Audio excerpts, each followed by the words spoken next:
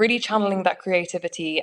I like to take all of these feelings that I get from traveling and think, how can I build upon them in my day-to-day life? And I think when you know how you want to feel, it's easier to then plug the gaps of thinking, what else can I do that channels this feeling? Like, what else can I do to build upon this so that more of my time can be spent feeling how amazing I feel in all of these different places?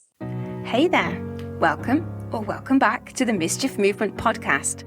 I'm Zoe, your guide on this journey to shake up the status quo and design a life that truly makes you feel alive. If you've ever felt disconnected, stuck on autopilot, or trapped in a life that feels more like a treadmill than an adventure, you're in the right place. I know that change can feel scary, so let's turn down the fear and crank up the fierce as we transform your life from the inside out. Whether it's solo episodes packed with actionable advice or interviews with some absolute badass human beings who've dared to defy the norm by living life their way, we're here to inspire, activate, empower, and challenge you each week. My mission is simple: to help you reawaken your rebel spirit, break free from mediocrity, and design a life that's anything but dull. You only get one wild life, so what are you planning to do with yours? If you're ready to stop settling, start living boldly, and create a positive impact along the way, let's dive in and stir up some mischief together. Now buckle up and let's go.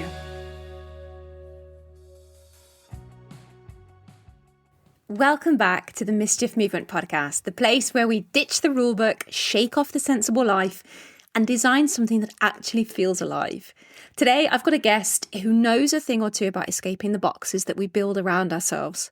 Georgie Darling started out as a travel writer, chasing freedom across continents, only to realise that real freedom isn't about flights and palm trees. It's about building a business that gives you a life, not a life that revolves around your business. She now coaches creative women who want more fun, more freedom, and clients that actually make sense. And today we're digging into what that kind of clarity looks like in the real world. Whether you've got a backpack and no strings, or you're juggling kids, careers, and that constant itch for something more, this conversation is packed with ideas that you can steal, bend, and break to create a life that feels a whole lot more like your own. So grab a drink, get comfy, and let's wander into the wild with Georgie. So, back this week for another episode of the podcast, and this time I'm joined by Georgie Darling. So, thank you for joining me.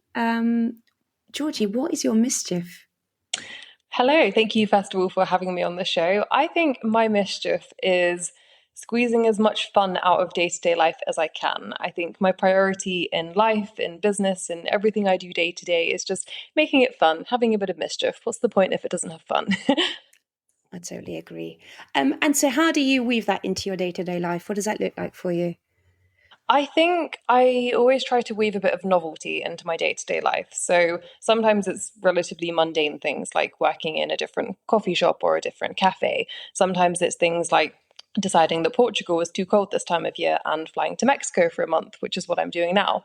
Sometimes it's things like this morning, I woke up and should have done my usual routine of going to the gym, doing a bit of work, but I had a really busy weekend and I woke up and thought, it's not really what I want to do today. So I've just been lying by the swimming pool for about 2 hours. So I think just treating myself a bit more like a child in the way of letting myself do the things I want to do when I want to do them. I find that that is a nice way to add a bit of mischief into my day. But also I think it makes me more creative and therefore better at my job as well. So it's a win-win. Yeah. 100%. Now, you started out chasing freedom through travel writing. When did you realize that freedom isn't just about where you can go, but how you build work around your life?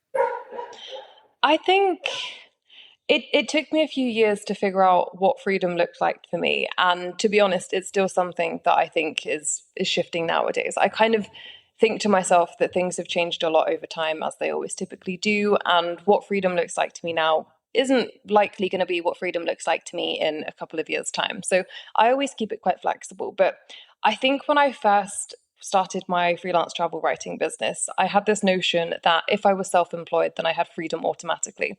And if I wasn't chained to a desk, if I wasn't working in London 5 days a week, then I would automatically have that freedom. But what I actually Yeah. found was that as my business grew, as things got busier, it was great because it gave me more financial freedom. And I had the location freedom of being able to travel the world, but I was losing the time freedom because the busier I got, the more clients I was taking on, the less time I actually had. And it got to a point where I found that as much as it looked on paper like I had the freedom, I was actually doing things in a way that was taking away more and more of my freedom every week. So Yeah. then it was a case of thinking about what time freedom looked like to me and how did I want to spend my time when I wasn't working, and very much clawing that back to basics and then starting to rebuild the business in a way that was a lot more aligned with the time freedom as well as the other types. Yeah, I think that's such a common trap that people fall into, isn't it? You just you have an idea of what you think freedom is, and then you find yourself inside your business to the point where you're kind of questioning where the freedom is actually gone.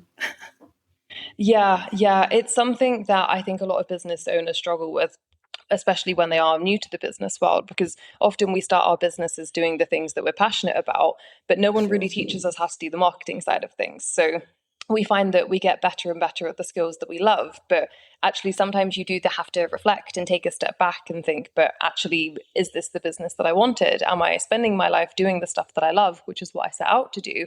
Or actually has Yeah. this just transitioned into a different type of corporate setup? Just, I'm the boss, I'm the one giving myself overtime and telling myself to start earlier and things like that. Yeah, but I mean, in your experience, what do people get wrong about designing a business that actually gives them more life instead of quietly eating it up? I think the problem is that we're often told that hustle culture is the way forward. And we're often told Mm. that to do better means to do more. And I think for any business owners that spend a lot of time on platforms like LinkedIn, and I do have a lot to credit to LinkedIn for helping me to grow my business, but I also do find that there is a huge culture on there of people really telling you to put your head down and really telling you to like just work away as many hours that you Hmm. can. And there's a lot of very famous people in the business world as well who are very much focused on like the more you can do, the better it will be. And I think it's very easy to subscribe to that, especially because in the early stages of building a business, you do have to put your head down. But it's a case of finding that balance. And I think the thing that people struggle with is that, especially because there is probably always more that you can do when you're building your business, it's a case of allowing yourself to take that step back and thinking to yourself, like, if I put in an extra 2 hours of work tonight, is it going to benefit me, or would it actually benefit me more to take a break and to spend that time like letting myself relax, letting my brain just have a bit of downtime? And it's very difficult, I think, and I include myself in this, for a lot of business owners to see rest as being something beneficial when so many people Yeah. around us are just telling us that we should always be doing more. Yeah, I totally agree. And I know that you're now writing and coaching, aren't you? Yes. Yes. Yeah. So, what do some of if your clients come to you for more freedom and more fun, um, what does that look like? And how can someone tell when they're working with the wrong clients or they're working with the wrong systems? Do you go in and kind of help them figure this stuff out? Yeah, very much so. I think the first step of what I do with 99% of people that I work with is to audit their current business, because often there's things that we can streamline, there's things that we can refine. There's things that we're doing that are not actually necessary in business. They're not helping to move the needle forward. They're just things that people, again, on LinkedIn or different business coaches or things are telling us we should do because they're what, looks good on paper, things like that. And often it's very difficult to actually see what you're doing that is unnecessary or what you're doing that might actually be a bit counterproductive to your growth. So, one thing I was told by a business coach, I think at some point last year, was that the label on the jar looks foggy from the inside. I'm making sure I say this the correct way. And what she meant by that is that when you are inside the jar, it's very difficult to read the label on the jar because you see it from the inside. Whereas when you're Yeah. external to the jar and you can see it from a third party perspective, you can read it really clearly. So I like to be that Yeah. third party with a lot of my coaching clients, and they think, as we all do, that they know their business inside out. But actually, sometimes when someone can look at your business from a different perspective, they can say to you, have you considered doing it this way? Or have you thought about maybe dropping that or switching that up, or even just changing something as simple as how you bill that client for that very same service? And I think that is probably quite an underrated thing to do, because ultimately, it doesn't change the shape of your business. It just changes the very small day-to-day bits that allow you to feel more free or allow you to take on more clients because you've clawed back those bits of time. So that's always the first step of just taking things back to basics. And then after that, I like to look at planning things. I am a huge planner. I have a daily to-do list, 5 or 6 days a week, I would say. I make monthly goals, I make annual goals. There are always goals that I'm working towards. And I think goals are very helpful as well when you're looking at adding in more freedom to your business, because it's all well and good for someone to sit there and say, I want to work 3 days a week. But if you don't have the current client load to support that, or if you have, I don't know, so many other things going on in your business and your life that don't allow that to happen, then you're probably not going to bring it to life unless you get very clear on what that looks like. So if you're working 3 days a week, what are you spending the other 2 days doing? How are you making sure that you can fit all of that work into those 3 days? Are you charging the right prices? Are you working with the correct clients? Are you ensuring that the people you work with are conscious and mindful of your boundaries? Things like that. So a lot of it is very structural. It's kind of quite boring work, I would say, which is maybe not something beneficial to admit, but I often think business strategy very important, not the most exciting part of what we do by far. And that's one side of it. The other part, in terms of touching on what you said about working with the right clients and things like that, I do really think that gut instinct comes into this as well, which is frustrating because you can't teach something like gut instinct. But I Yeah. think just paying attention to how you feel when you're working with each of those clients, like, does it light you up, or are you dreading opening their emails? Do you look forward to having a quick 20-minute catch-up call with them, or are you putting it off and off and off because you know that for whatever reason they're going to say something that frustrates you, angers you, irritates you, things like that? So it's a combination, I would say, of leaning in and very much trusting yourself and building confidence through that, and also looking at the more structural part and combining that to build the freedom lifestyle that you want. Yeah. Yeah. That sounds like a good mix of both the intuition and the actual strategy itself. Are you mainly working with writers, or do your clients span different industries? Mostly writers. So my professional background was journalism, moved into branded content and copywriting. And then nowadays, yeah, all of my writing stuff is, well, half of my business. So my background is entirely in writing. But I have worked with women in other creative industries before. So my very first coaching client was a videographer. I've worked with virtual assistants, with social media managers, digital marketing managers, things like that. But it is mostly writers, I think, because they resonate a lot with the process that I've been through building my own business. But yeah, women in the creative industries is kind of how I describe the people that I work with. Yeah.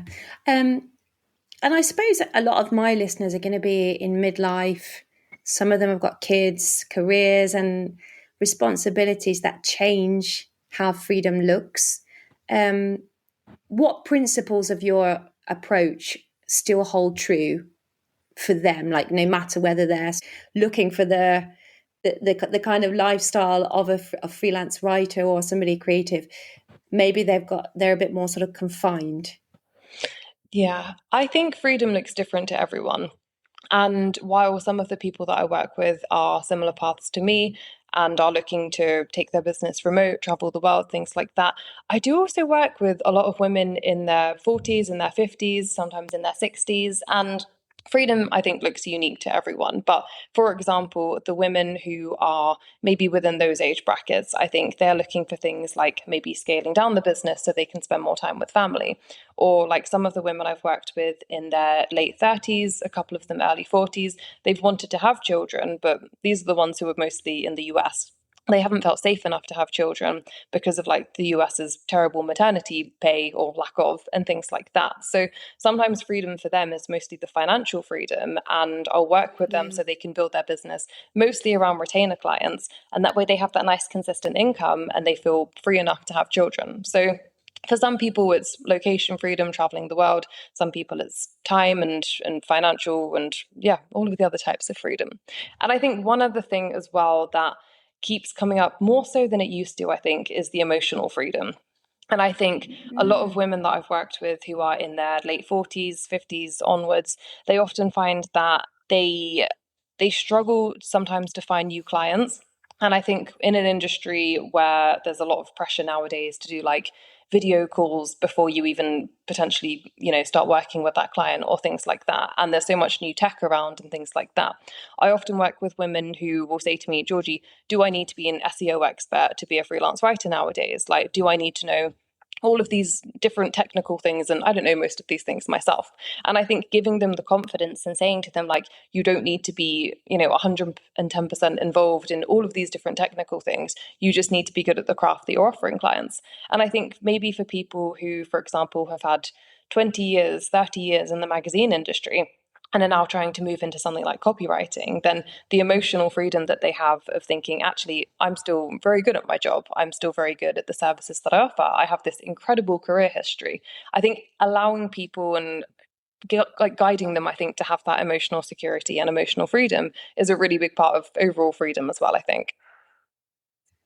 Yeah. I mean, what do you say to somebody who feels like that? Because I can imagine that a lot of people get intimidated by things like, technology is the obvious one. You step into that kind of role and you suddenly think that you've got to be able to wear 10 hats at once. How do you navigate that situation? I mostly just use myself and, with confidentiality in mind, my other coaching clients. Because, for example, my travel Yeah. writing, I mostly do long form blog content. I do some newsletter stuff, but I have my own funnels and automations and things, but I don't offer that for my clients. I do, I would say, three different types of writing for them. And whenever Hmm. people say to me things like, do I need to have all of these technical skills? I say no. And I think I'm proof of that. Like, I've been writing for just over a decade now. And I think when I first started out, I was also really convinced that you have to do 110 different things just to show that you can, be on a similar level to people new to the industry. But I actually think people really value expertise. And I think if you're stuck between choosing two writers and one of them is a kind of jack of all trades but master of none, and the other one can say, look, I've been in the magazine industry for 20 years and I don't do social media content and I don't do TikTok, I don't know, video scripts and things like that. But what I can do is write these incredible long form features, and I can write website copy because I've done that for loads and loads of other people. I think that really is all you need. And I think it does take a slightly different approach in how you market yourself. But I do think it's very, very possible.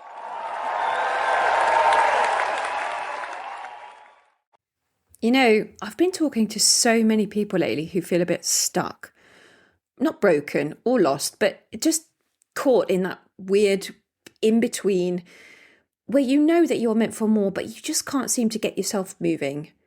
And honestly, I get it because I've been there too.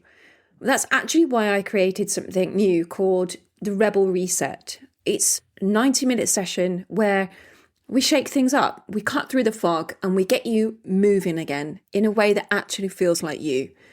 So if you've been waiting for a sign or you're tired of ending the year feeling frustrated, this might be exactly what you need. You can just message me reset on Instagram, or you can reply directly via text through the show notes if you're curious. All right, back to the episode.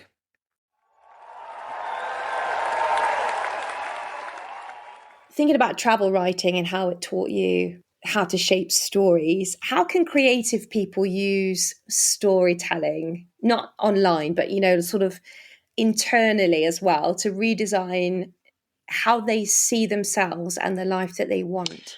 Ooh, this is a great question. One thing I really love about traveling is that it always shows me different interests that I have, or I meet new people who are really interesting and I learn about them and about their day to day life and their goals. And that allows me to reflect back and think, is that something I would like to do? And if so, how could I do that? So, that I think is a really good way Mm. to reflect upon yourself and think, from all these experiences, what would I like to do more of? What would I like to do less of? And I think as well, a really big part for me is thinking about how I feel when I'm traveling. And obviously, there's all these different feelings. Like, if I'm staying in a nice luxury resort somewhere, I'm probably feeling quite relaxed and I'm lying in the sunshine and I'm thinking, this is a glorious feeling. I want to feel like this more often. And how can I build a freedom lifestyle that allows me to spend more time lying in the sunshine, like taking a dip in the swimming pool every 30 minutes? Or, for example, I was in Iraq a few years ago. which was a really, really interesting place and so different to all of the stuff that, like, I don't know, the UK travel regulations and things will tell you about a place like Iraq. And going there, it allowed me to look at somewhere I'd never been before with very fresh eyes. It piqued a lot of curiosity and it really made me think, like, what are the feelings coming up here? I'm feeling like I'm seeing a place for the very first time to me, and I'm meeting people from completely different backgrounds. I'm trying different foods and drinks that I've never even, heard the names of before and things like that. And I think really channeling that creativity and that curiosity as well. I think I like to take all of these feelings that I get from traveling and think, how can I build upon them in my day-to-day life? And I think when you know how you want to feel, it's easier to then plug the gaps of thinking, what else can I do that channels this feeling? Like, what else can I do to build upon this so that more of my time can be spent feeling how amazing I feel in all of these different places? Yeah. Have you got a favorite place that you've been so far? I've been asked this a few times and I always struggle to think up the answer. Sometimes I would say Vietnam, which is funny because there's nowhere particularly in Vietnam that I could see myself living. But I've Mhm. traveled from north to south twice now, I think. It was two or three times. And I love the food. I think the people are really funny, like in a really friendly way. I love the culture. I love the scenery, things like that. So sometimes I think Vietnam. I would say Lisbon, where I live, is up there with a favorite as well, but that's that's not so much for like exciting travel purposes. It's just a good balance to me of having this amazing community, like beautiful city close to the water, things like that. Or maybe Turkey. I think Turkey is somewhere that long ago I did see myself maybe living, just because I love the food, I love the Yeah. language, I love the culture. I've been lucky enough to see quite a bit of Turkey by now, and it's somewhere that when I haven't been there for a long time, I do really miss it. So the plan is to go back next year, maybe for a month or two. Oh, that's lovely. And how do you end up planning your travel into the year? So, I mean, are you at a stage now where you're looking at 2026 and trying to work out where you want to be? Or do you not plan that far ahead and you just, I don't know, see where the work is? How do you structure your life so that you get that balance between traveling and working and blending the two? Mine is actually very different to the norm for me for the year ahead. So I'm in the midst of applying for my Portuguese residency visa. And that actually means I will be Portugal Okay. based and unable to leave the country for the majority of next year, which is quite an intimidating thought as someone who, How are you yeah, going to yeah, honestly, like cope? it's strange to me. But all of my travels before this have usually been quite last minute in terms of how I structure them. And I would say that's because my travels over the last few years have mostly been shaped by very last minute decisions. So I first started traveling, or first started my 5 years of traveling when I moved to Indonesia just before the pandemic, and then got stuck on this tiny island called Gili Trawangan for 7 months. And then after that, moved back to mainland Bali and ended up basing myself there for the next 3 years, but really used that as a chance to see as much of Southeast Asia as I could. And then when I left Bali, which was about 2.5 years ago now, I was like trying to find a new base somewhere, but I didn't know what that new base was. So my plan then was just to explore as many places as I could, usually for about 1 month at a Yeah. time, and see where I liked enough to move there next. And what actually happened, this was with my now ex-boyfriend. So we traveled around quite a few places. We saw a lot of Europe together. We then went over to Mexico. And then when we got to Mexico, he understandably decided that he was a bit traveled out and wanted to move back to London.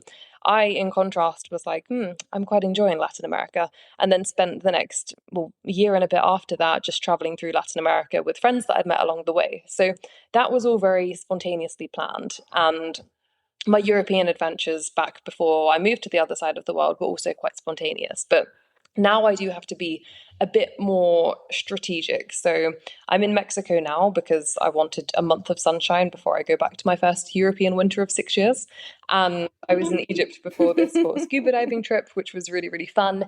But next year, I think I have to stay in Portugal until next June. And then after that, I don't know where I'm going to go, but I can tell you that I'm aiming to go to maybe three different places, like when I'm allowed to leave the country again. That's exciting though, because you just don't know. You don't know what's Yeah, going to I've happen. always lived my life, especially from the last decade, I would say, around catalysts. So I always kind of wait for the decision to be made for me, or I wait for something to happen to point me in the direction of what I do next. And it's funny because I plan my day-to-day life meticulously, sometimes even down to the hour, but I plan my year ahead, other than this exception because of the visa, very, very spontaneously. Yeah.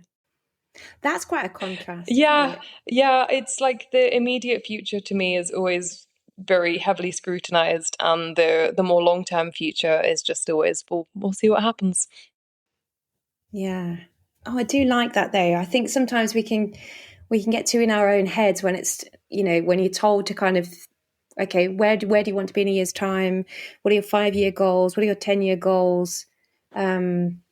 Yeah, I just think sometimes it's nice if you can have that mindset to know more or less where you might want to be, but also allow that flexibility to come in and the spontaneity Yeah, as I think well. going back to like how do I add mischief to my life and things like that, I think this is a prime example. I think I'm very fortunate. I have a lot of Yeah. privileges and also zero responsibilities other than keeping myself alive. And I think that really helps when it comes to deciding where I want to go and when I want to go. Like I've always kind of said in my For business, I sure. love that I could wake up tomorrow morning and fly to Japan if I wanted to.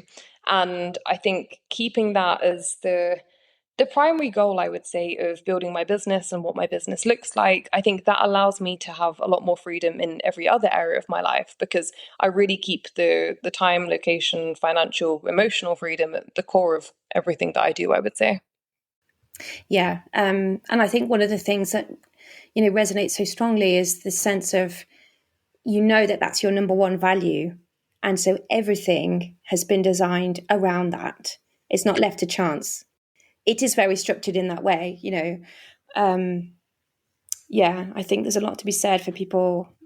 They'll roll their eyes when they hear this, but knowing what their values are, so that they can then design their life or their business around those values. And I'm sure you've done the Yeah, same. I think squeezing as much out of life as I can has always been my biggest focus. Like, I don't ever want to look back on my life and think time is passing and I haven't spent it well. It's my 30th birthday in January, and a lot of people have been like, "Oh, how do you feel about turning 30?" I feel great about turning 30. I've spent my 20s traveling to 6 continents and doing everything I wanted to do. And yeah, I think if I can spend my 30s the way that I spent my 20s, then I will be overjoyed and feel incredibly lucky and grateful for this life. So that's always been my biggest focus. Oh, that's such a lovely way of looking at it as well. I know so many people who would look at turning 30 and start worrying and feeling like their life is just not what they want it to be. But I think it's fantastic if you've been able to do that already in your 20s and know that you've got nothing to fear, because in any case, you're already doing what you want to be Yeah, I feel doing. very lucky. I've always had very supportive parents who have encouraged me, even if it means living on the other side of the planet for however many years. They've always been very supportive of that. I think everyone close to me in my life kind of trusts me to make the right decisions and look after myself. And it would be very kind of off brand if I were to ring, I don't know, my mum, for example, in the middle of the night and say, I'm stranded in this place, I need money, I can't get home. And I think it's one of these things where they've trusted me, which I think has encouraged me and given me the confidence to make these decisions. And then when I've proved to them that I am safe, that I'm Yeah. not, in desperate need of rescuing, I think that kind of builds upon itself as well. Yeah, because you're also proving to yourself, it builds, it compounds, doesn't it? The more you travel, the more you're actually showing yourself that you've got this and you can Definitely, figure it yeah. out. And there have been stressful things in the travels over the years of like getting lost Of and I don't know, course. various different examples to be fair.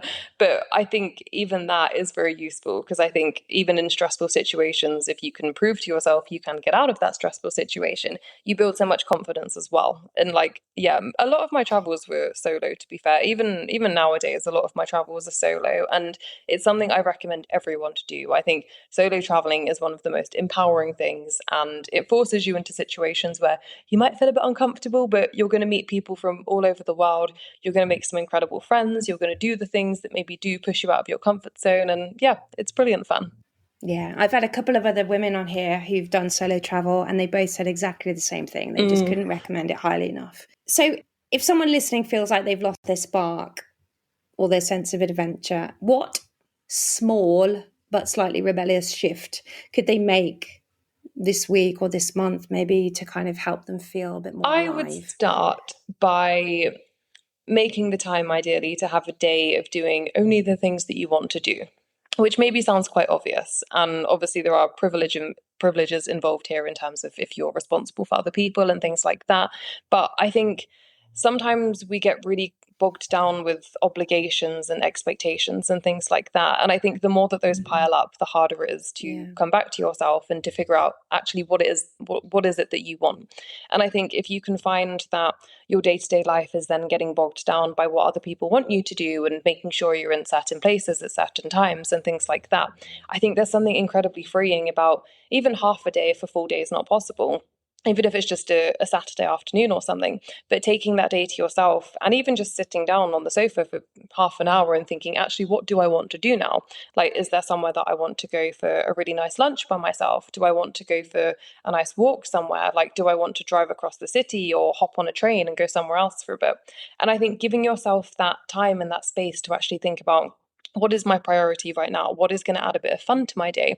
What is something that's going to claw some novelty back into a routine that's maybe lacking it a bit? And I think when you can start channeling that, I think it gives your brain like a free pass to start doing more of that.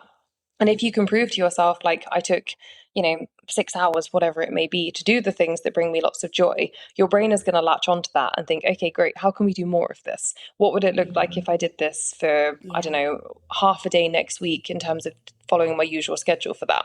And I think the more that you can build upon that, it just becomes this, like, it grows and grows and grows. And I think that does really help to start small, but maybe build into something that's a lot more scalable long term. Yeah, and it's funny that you mentioned that sense of obligation.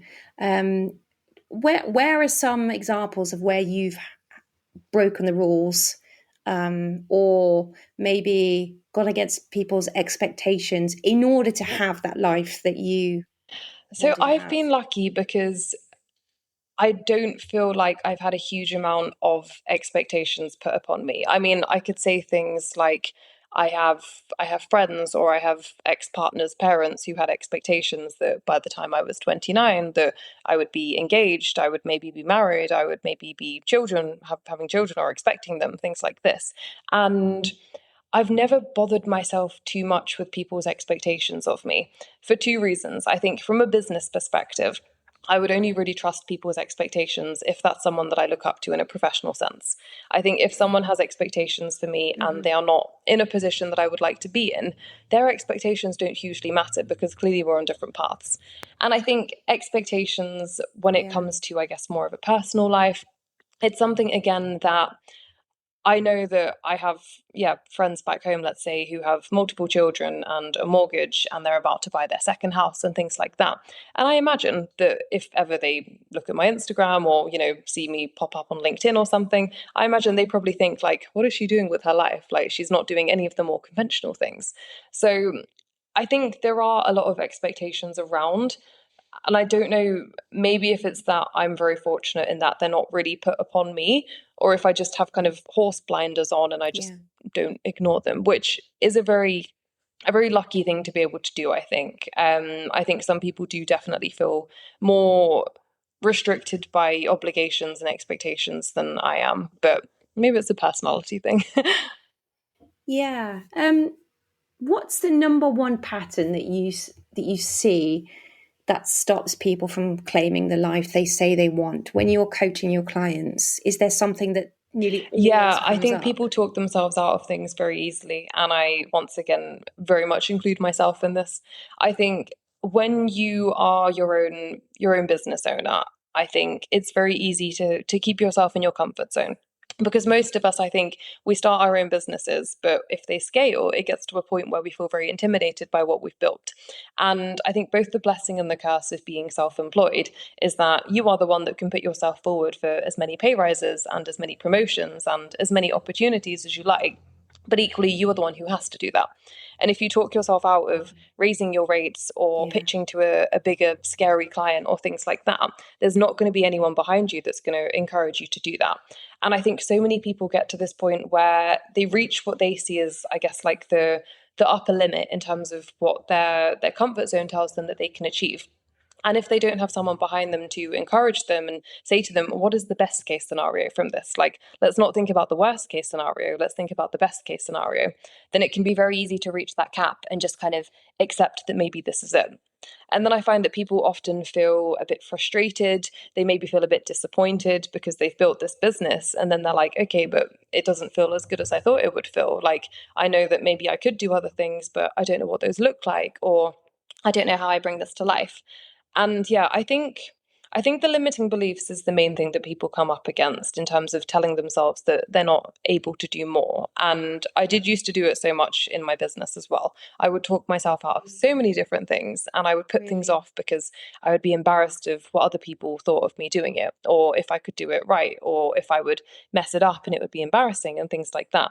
And eventually it got to the point where I was like, nothing in this business is life or death. Even if I mess it up, even if I do something really embarrassing, it's not the end of the world. People are just going to, watch it happen and then keep scrolling, continue with their days, and probably never think about it again.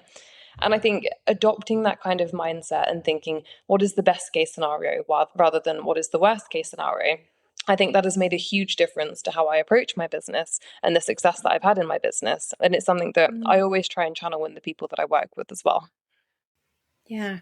I think if anybody, is inspired by the idea of travel writing and being able to have that life where they get to blend work with traveling, what do you think would be like a good first step into a career A good like that? first step, I would say, is to get very clear on exactly what that looks like to you, which is a tricky one because often these things do shift over time. And as much as I say I'm not good at planning into the future, I do usually plan what I want the future to look like. I just don't kind of map it out in concrete, let's say. But for example, I like to do an exercise where I write a letter to myself of the current me and I write it from future me. And I will write it from maybe a year's time. There's this really good website, actually. It's like futureme.org, I think. And you actually write an email and then it sends you a copy on whichever date you pick in the future. And I do that every year on my birthday. But I also like to do it sporadically for my business as well. And that's really helpful because I think often people can say that they want something, but if they don't get clear on what that something is, then it just becomes a dream. It doesn't become an actual goal because you're not actually working towards it. And I think we underestimate what we can do in a year, but we overestimate what we can do in a day or a week. And we tell ourselves sometimes that if we want this freedom lifestyle, then if we can't develop it in 30 days, then clearly it's not going to happen. So I think regardless of if you're someone who plans things well into the future or plans things more in the way that I do, I guess, I think it's very helpful to write this letter to yourself because that's something easy you can do in like 30, 40 minutes today. And then I think when you're writing that, it's going to really force you to think about what does freedom look like to you? Like, is it more time? Is it more space? Is it being able to go to different places? Is it having money in the bank so you can spend that money on hobbies or things like that? And I think when you've taken the space to think about what that looks like to you, that's when you can break it down into smaller steps. And I really love ChatGPT for this. Often when I've got this letter, I will share it with ChatGPT and I will say to it, this is my 12-month plan and I would like you to break it down into monthly goals for me. And then when I've got those monthly goals, I would like you to break it down into weekly habits that I should implement. And you'll see how suddenly this thing that feels probably quite intimidating, probably quite far out of reach, suddenly becomes something that's just an extra 15, 20 minutes that you do in the morning. And then suddenly you can see that that goal comes to life. So that's always the first thing I would recommend to people. I love that. Such a juicy tip as well to upload the letter to ChatGPT and see what. Yeah, I love that. Georgie, it's been lovely talking to you, even though you are looking at me from the heat of Mexico. Thank you so much for sharing, your story and some amazing tips for people. Where can they find you? Mostly on LinkedIn, whether I love it or hate it. And you can find me on LinkedIn by searching Georgie Darling. My website is thefreedomroute.com, and that is route spelled ROUTE. And I'm also on Instagram at thefreedomroute with an underscore at the bottom as well. Amazing. Thank you so much, Georgie. This was a really lovely chat.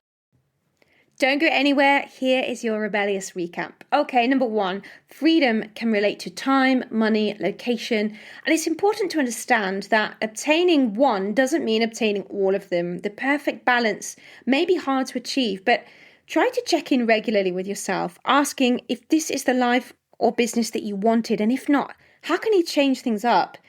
The key here is to get intentional. 2, it's very difficult to read the label when you're inside the jar.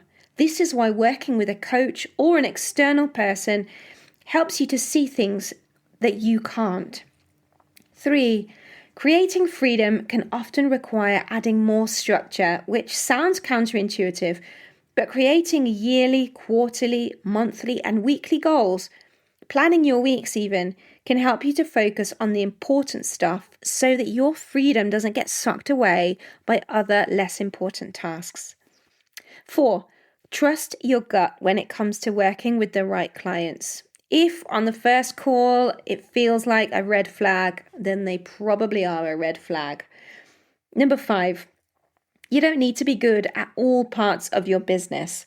Focus on the parts that you love and where your strengths are. The rest you can always outsource. 6, make it a regular habit to keep asking yourself, what would I like to do more of? Or what would I like to do less of?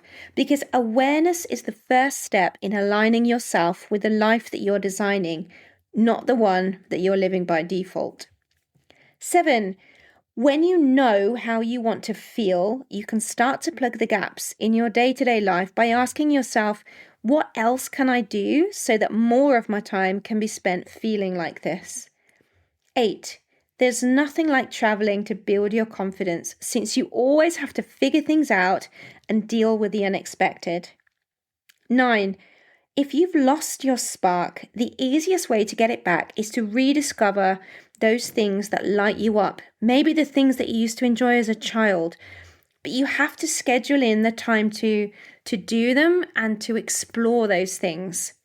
And number 10, don't be scared to use tech to help you to achieve those goals. You could use a platform like futureme.org to send yourself an email and get really clear on the kind of life that you want to live.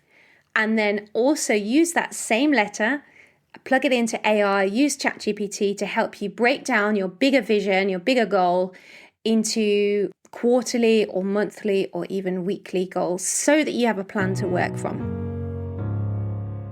That's a wrap on another episode of the Mischief Movement podcast.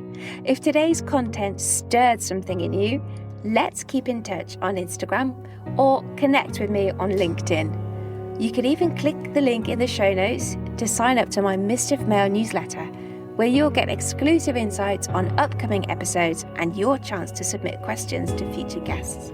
But shh, don't tell anyone, it's our secret. For more info on ways to work with me and some fun free resources, check out the website themischiefmovement.com. Until next time, stay bold, stay rebellious, and of course, keep making mischief.